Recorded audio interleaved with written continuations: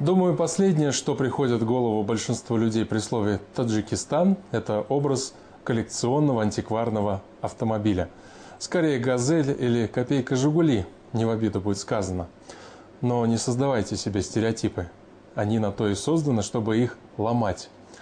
В республике много настоящих ценителей, фанатов ретро-автомобилей.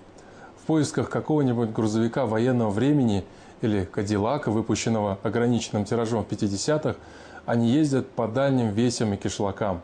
И, как ни удивительно, находят именно там, в глухих таджикских кишлаках, а не на выставке где-нибудь в Монте-Карло. Не все вещи с годами дешевеют. На этом поле таджикские коллекционеры выставили старые автомобили. Они имеют свою цену, историю и личную характеристику. Это первая такая выставка для Таджикистана. Выставку «Авторетро Душанбе» приурочили ко дню рождения столицы. Местные коллекционеры выставили 80 автомобилей 1931-1970-х годов выпуска. 20 лет тому назад. Самого старого железного коня пригнал Рахимджон Назаров из города Вахдат. Старые коллекционные машины – главная страсть братьев Назаровых. Здесь они представили 10 ретромобилей, а всего их в семье 25. Временно я мотор чему дагимча. «Опель Адмирал» – старейший и самый дорогой автомобиль в стране. Особая гордость Назаровых. На сборку и ремонт Рахимджон потратил почти 20 лет жизни. Но какие-то запчасти не может найти до сих пор. Для «Опель Адмирал» найти запчасти очень сложно. Какие-то мы приобретали за рубежом, некоторые переделывали сами. Сборка таких автомобилей – очень тяжелая работа, требующая терпения. Сейчас осталось немного доделать. Как все закончим, тогда подарим городу.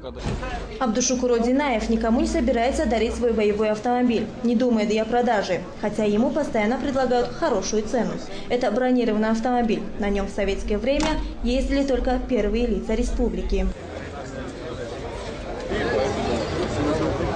Советский лимузин – так называет свой автомобиль Абдушукур.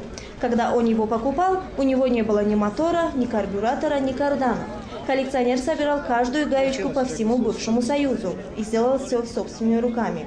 Лимузин по всем меркам раритетный. Эту марку выпустили в 30-х годах в количестве всего 12 штук.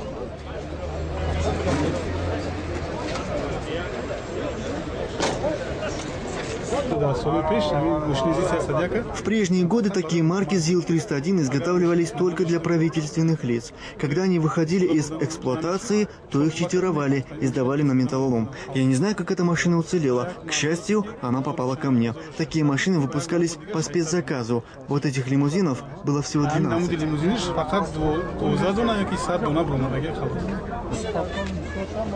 Выставка коллекционных автомобилей стала неожиданным подарком для неизбалованных душанбинцев. Видя такой интерес, власти города предложили клубу ретроавтомобилистов помещение для их драгоценных антикварных экземпляров. Антикварными автомобилями в Таджикистане владеют и министры, и простые смертные. Это особая национальная любовь. Попавшие на выставку, иностранные экспаты не скрывали удивления, что в такой небогатой стране есть такие авто и такое сообщество коллекционеров-фанатиков.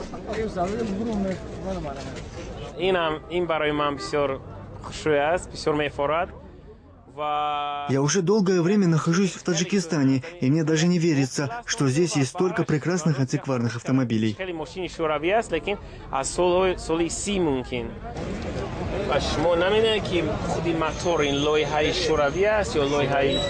Англичанин Дэвид Харпер в Душанбе впервые увидел модель старой европейской машины. Это знаменитый «Опель», который делали на заказ для первых лиц государств.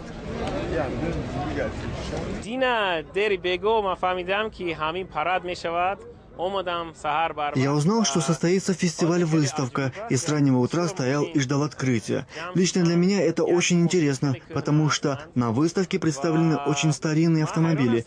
Я, честно говоря, удивлен, что такие машины попали в Душанбе, и как они хорошо сохранились. Некоторые из них так шикарно отремонтированы, что, глядя на них, вспоминаешь былые времена.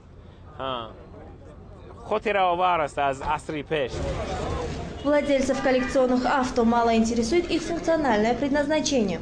В данном случае машина как раз роскошь. Для них важнее возраст и история. Автомобиль Рустамбека Рауфова привлек всеобщее внимание именно своей историей. Вездеход ГАЗ-67Б – военная машина. В годы Великой Отечественной войны на ней ездили генералы армии и в силу технических характеристик разведчики. Такой больше ни у кого нет, говорит хозяин.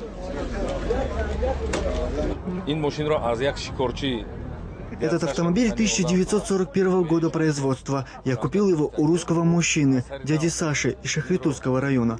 Машина была в ветхом состоянии. Я покрасил ее в заводской цвет, а запчасти купил за границей. На ремонт ушло 3 года. Над ним 1 год и 6 месяцев работали 3 мастера, а потом еще 3 мастера около 1 года и 8 месяцев.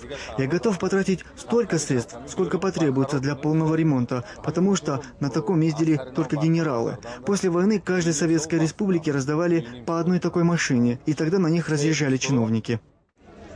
Владельцы хвастаются, что их автомобили могут стоить и $100 000 и больше. Но специалисты говорят, что пока это все же хобби для избранных. Вот и на первой выставке «Авторетро Душанбе» ни одной сделки не заключили. Люди предпочитали фотографироваться на фоне красивых машин и заглянуть внутрь. Но вот про цены никто не спрашивал.